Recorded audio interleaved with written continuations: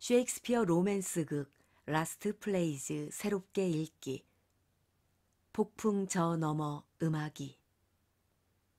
글 김한 동국대 명예교수. 번역 김재남 김한. 나레이터 이상희. 낭송 극단 초인. 영상 편집 제작 김광영. 라이언즈 오픈랜드. 셰익스피어의 마지막 4편의 로망스 극 중 끝에 오는 태풍의 무대에서 여태껏 인간의 눈이 보아왔던 것과 인간의 시각이 담당해왔던 기능을 상대화하는 소리의 기능은 두드러지고 있다. 특히 이 극에서의 셰익스피어의 음악의 사용은 눈에 띄게 두드러지고 있고, 음악은 가히 극의 조직 속에 짜여 넣어진 조직이라 할 만하다. 1막 1장은 바다에 떠있는 하나의 배로 설정되는 무대에서 천둥과 번개가 강타하는 폭풍우와 같은 뇌성 속에서 시작한다. 폭풍우가 강타하는 소리가 지배하는 우주 속에서 인간의 형상은 별로 그 의미를 갖지 못한다. 이봐 수부장, 부디 조심하게. 선장은 어디에 있지? 수부들을 모두 부르게. 어서 선실로 내려가 계십시오. 원, 그러지 말고 좀 조용히 하게나. 예, 바다만 자춘다면야. 폭풍이 임금인들 무서워할 줄 아십니까?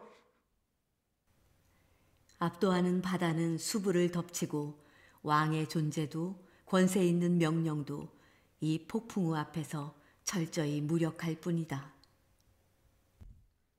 흠뻑 젖은 선원들 등장. 이젠 글렀어. 기도나 드리자고, 기도나. 이제 인간에게 요구되는 것은 어떠한 자기 주장의 외침도 허무화하는, 저 바깥으로부터 불어닥치는 폭풍우에 자신을 맡기는 자기 소리의 포기이다. 이 장에서 프로스페루는 딸 미란다에게 이제까지 그녀가 모르고 있었던 자신의 과거와 현재의 자신의 정체에 대해 이야기를 들어야 할 때가 왔다고 말한다.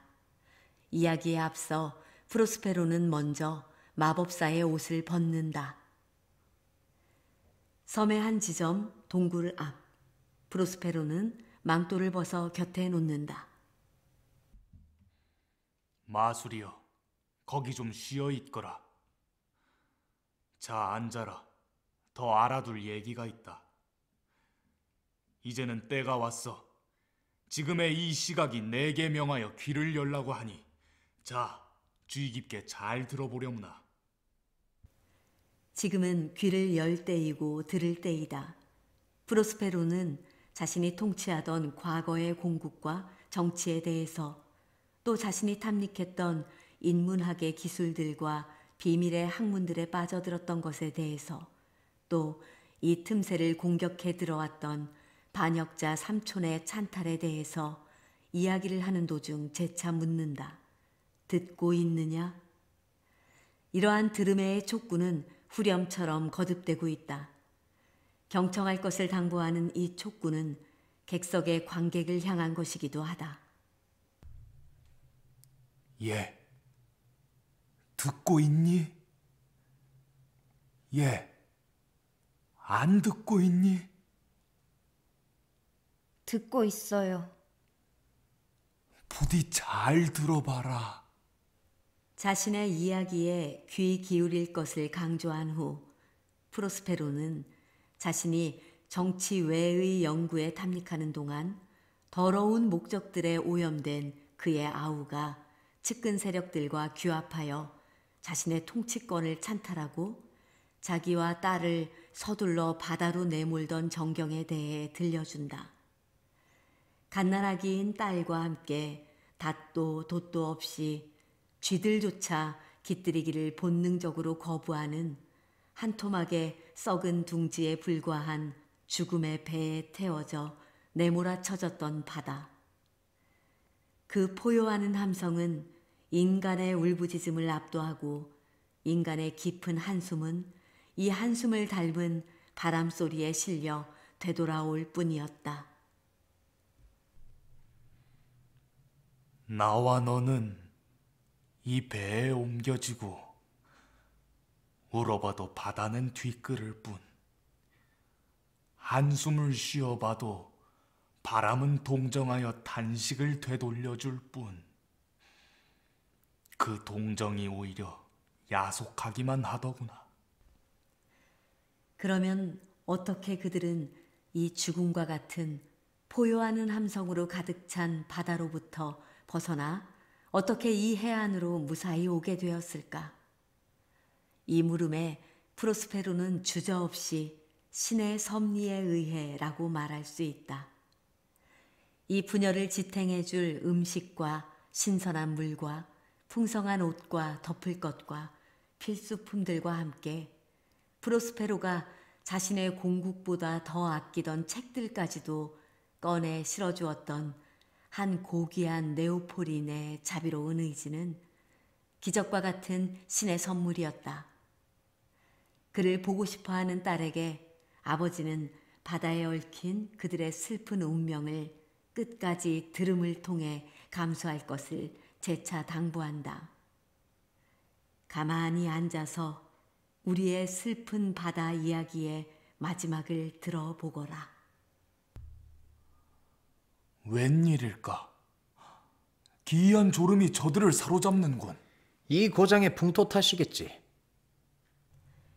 세바스티안과 안토니오를 제외한 모든 인물이 잠에 빠져든다는 지문이 말해주듯 온 대기에 울려 퍼지는 이 진기한 음악은 결코 세바스티안과 안토니오를 잠재우지 못한다. 희한한 잠으로 약속이나 한 듯 모두 빠져들게 하는 저 소리가 이 섬 전체에 편재하는 이 섬의 기후와 같은 것이라면 왜 자신은 잠들 수 없는 것일까? 그들은 묻는다. 그럼 왜 우리 두 사람의 눈꺼풀은 감겨지지 않을까요? 난 졸리지 않는군요. 나도 그렇소. 내 정신은 말똥말똥하오. 저 노래는 보다 진기하고 풍성한 그 어떤 것으로 전환시켜줄 바다의 선물과도 같은 것으로서 출처가 쉽게 규명되지 않는다. 페르디난드는 묻는다. 이 음악은 어디서 오는 것일까? 공중에서? 아니면 땅에서? 그 노래는 끝났는가 싶으면 다시 시작되고 자신이 그것을 향해 쫓아갔던가 싶으면 그 노래가 자신을 끌어당겼다. 이 감미로운 가락은 격정과 마음 끓이는 염려를 달래기에 족하다. 음악이 바다로부터 살그머니 들려와선 그 감미로운 곡조를 가지고 바다의 분노와 고민을 양쪽 다 달래주었지. 그래서 그 음악을 따라서, 아니, 음악한테 끌려서 여기까지 왔는데 그만 그쳐버리는구나. 아니, 또 들려오는군. 에이리얼의 노래로서 오는 이 소리는 염려에 찬 현재의 나의 소리들을 상대화하며 위로부터 울려오는 소리이기도 하다. 이건 인간의 힘이 아니며 저 음악도 지상의 음악은 아니다. 이젠 위에서 들려오는구나. 인간을 갈망과 염려로부터 잠재우는 이 노래는 잠이 든 사이 무방비한 인간에게 다가오는 위험으로부터 그를 구출하기 위해 잠에서 깨어내기도 한다. 우리 주인님은 술을 통해서 친구인 당신의 위험을 미리 아시고 당신을 살리도록 나를 보내신 거예요. 가만 놔두면 우리 주인님의 계획은 실패하고 말 것이니까요.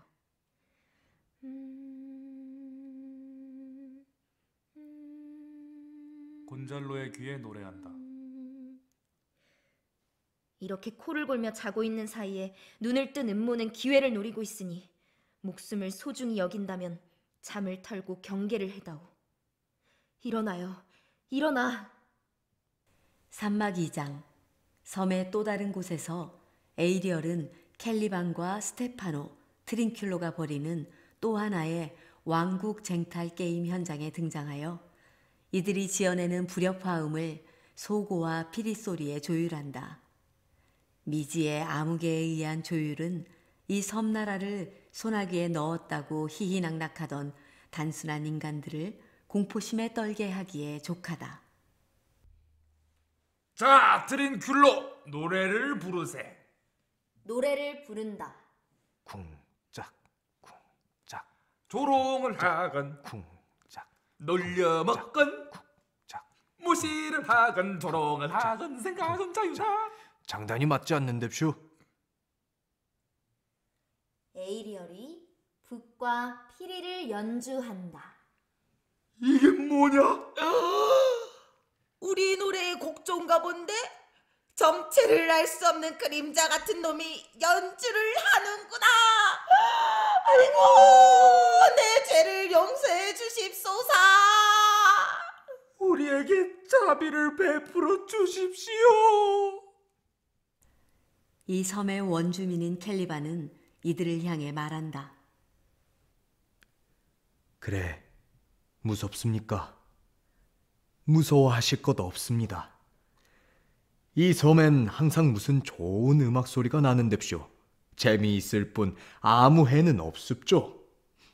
어떤 땐 수많은 악기들의 감미로운 음악이 제 귀 언저리에 울리는가 하면, 어떤 땐 긴 잠에서 깨어났는데도 다시 또 잠을 청하는 노래소리가 들립죠. 그러다가 꿈을 꾸면 구름들이 열리고 보물들이 금방 머리 위에 떨어질성 싶다가 잠을 깨는데쇼. 다시 한번 꿈을 꾸고 싶다고 소리치곤 했습죠.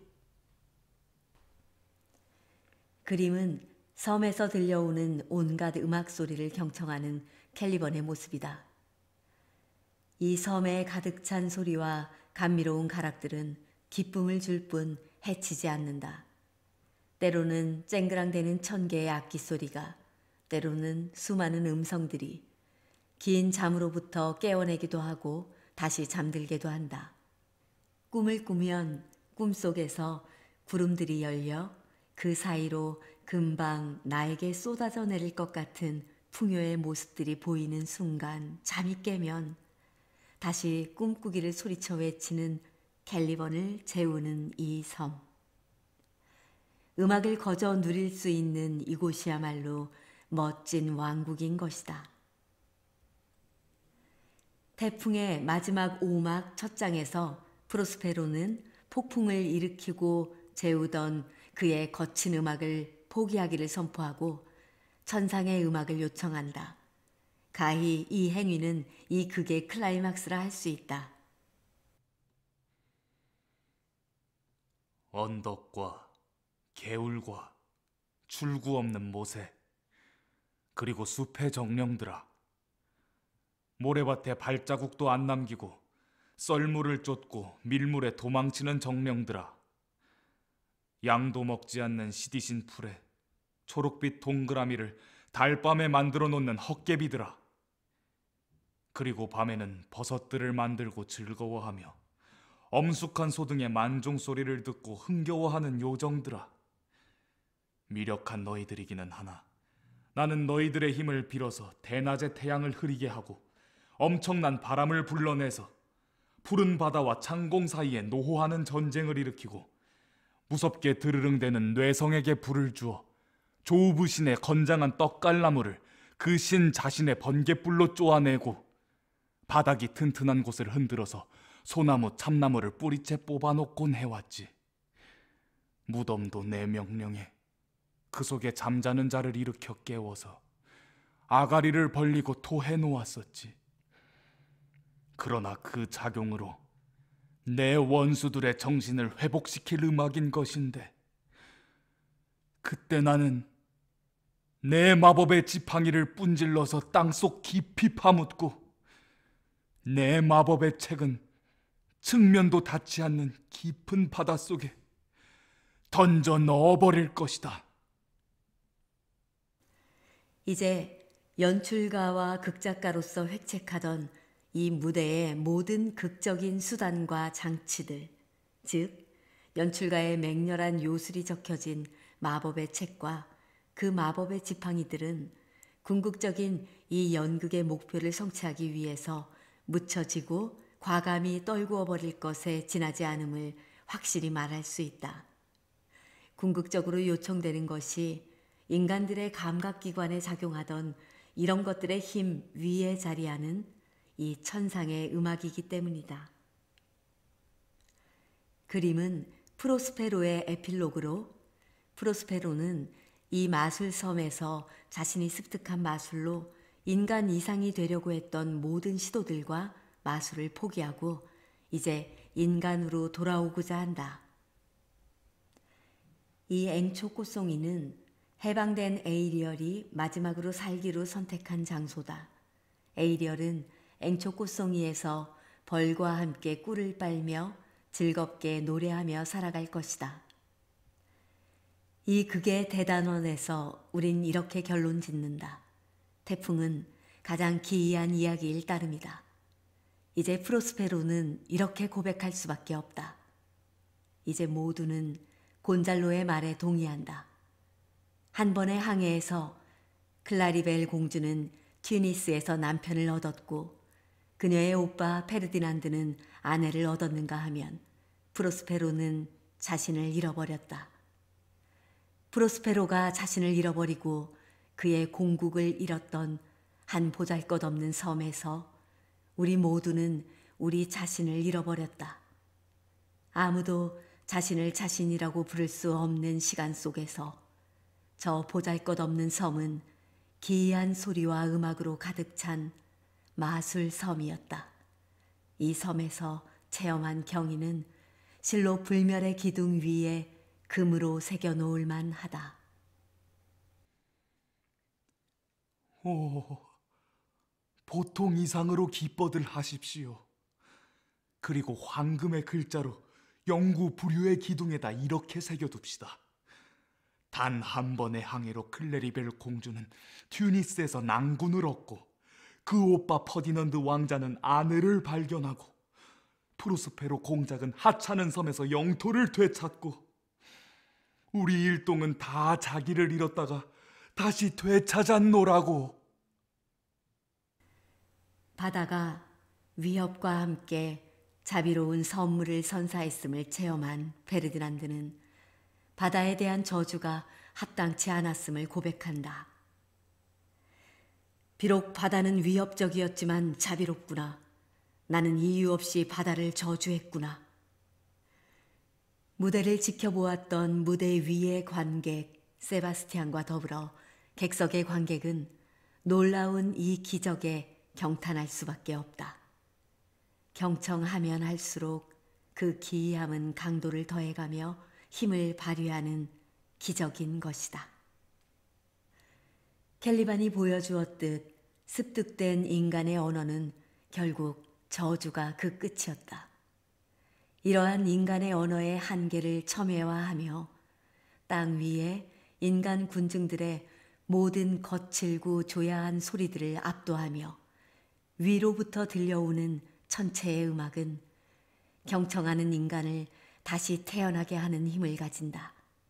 글로브 극장에 모여든 소란스러운 각양각색의 인간 군중들의 모든 소음을 압도하며 울려 퍼지는 이 천상의 음악을 연주하던 악사석이 극장 가장 꼭대기에 자리했던 것처럼 이 음악은 인간의 모든 소리를 상대화하고 허무화하기에 족한 소리인 것이다. 그 소리는 경청하는 인간을 위해 있으면서 그를 불러일으키는 힘을 가지고 다가오는 소리로서 그 절정은 천상의 음악으로 표현되는 것이다. 이 음악은 인간을 실은 배와 세상이라는 무대에 끊이지 않고 불어닥치는 폭풍, 생의 지속적인 폭풍을 가라앉히고 누그러뜨리는 기적을 창출한다. 또한 이 천상의 음악이 인간에게 해후되는 세력으로 오고 있는 한 호소력을 가지고 인간을 불러일으키는 신의 말로 다가올 수밖에 없다.